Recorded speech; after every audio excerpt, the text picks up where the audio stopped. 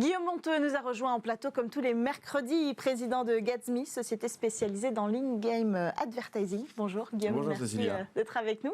Alors on parle de Twitch aujourd'hui et de la place de la plateforme de streaming dans l'industrie du jeu vidéo qui, en seulement quelques années, a quasiment monopolisé le secteur, il faut bien le dire. Et aujourd'hui, quelle est précisément la part de Twitch, la part de stream, la part de Twitch sur les streams, sur toutes les plateformes? On pense par exemple à YouTube, Facebook. Twitch, sans surprise, était déjà numéro 1 il y a un an et est toujours numéro 1 aujourd'hui. 72,6% des streams visionnés sur le web proviennent de Twitch. Ouais, c'est énorme. Très loin devant YouTube Live, très loin devant Facebook Gaming. On se rappelle d'ailleurs qu'il y a un an, Microsoft avait fermé sa plateforme de streaming qui s'appelait Mixer en juillet 2020 et avait d'ailleurs redirigé son audience vers Facebook Gaming. Rien n'y est fait. Twitch est toujours très largement devant. Ouais. Le streaming aujourd'hui, ça fait partie entièrement des pratiques qui entourent le jeu vidéo. C'est quasiment indissociable. On va voir des jeux vidéo. Alors qu'est-ce qu'on fait justement? Et quelle est la part business de l'industrie du jeu vidéo qu'on peut attribuer à Twitch? Écoutez, le premier trimestre 2021, Twitch, c'est plus de 6 milliards d'heures visionnées. C'est énorme. Ouais. Ça fait un trend sur un an de 25 milliards d'heures de visionnage. Beaucoup plus que n'importe quelle chaîne de télé en France, beaucoup plus que toutes les chaînes de télé en France. Alors on ne compare pas exactement des pommes avec des pommes, puisque Twitch, ça a une audience mondiale et la France, ça a une audience plutôt française, mais c'est une audience exceptionnelle qui rapproche Amazon, d'ailleurs, des marques, parce que qui dit audience dit publicité, et typiquement, Amazon aussi, qui fait énormément de publicité pour ses propres services, dont Amazon Prime,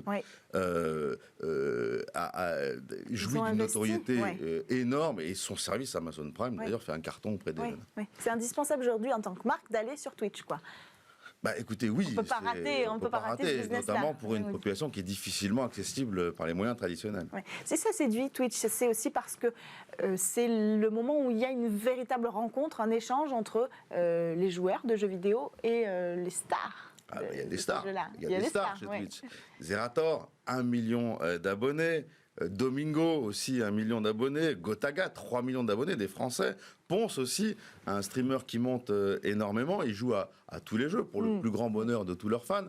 J'imagine que vous connaissez aussi Michou, il a à peine 20 ans, il fait un carton sur Fortnite, il a une chaîne avec 500 000 abonnés, puis il y a des ovnis comme Samuel Etienne, le présentateur de Questions pour un champion. On va en parler des médias. Spécialisé dans le chat avec des invités un peu de marque, comme François Hollande, ou comme plus récemment Jean Castex. Alors on est très loin de Ninja, le streamer star de chez Star, avec ses 16,7 millions d'abonnés.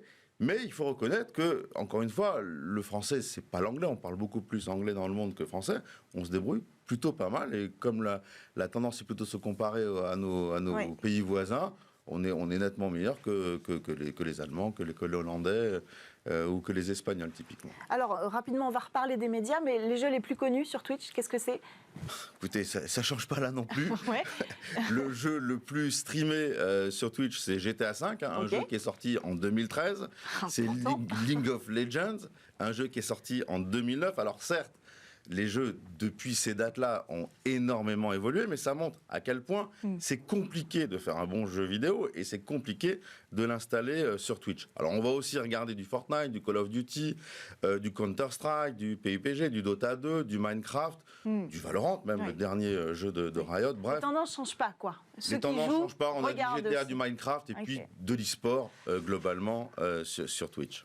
Alors, on va bientôt conclure, mais sur Twitch, il y a les jeux vidéo, mais vous avez parlé tout à l'heure de Samuel Etienne et des médias. Et oui, parce que la catégorie la plus regardée sur Twitch, c'est pas une catégorie de jeux vidéo, c'est la catégorie Just Chatting. C'est-à-dire une catégorie dans laquelle des gens vont parler avec des spectateurs et vont réagir aux spectateurs. 12% du temps passé sur Twitch, c'est la catégorie Just Chatting. C'est juste énorme. Alors là, on va voir de tout. On va avoir des gens qui n'ont rien à dire devant des gens qui n'ont pas forcément envie d'écouter grand-chose. Oui. Bon, ça, c'est une première catégorie de Just Le Chatting. lien ne se fait pas. Voilà, mais les gens sont là.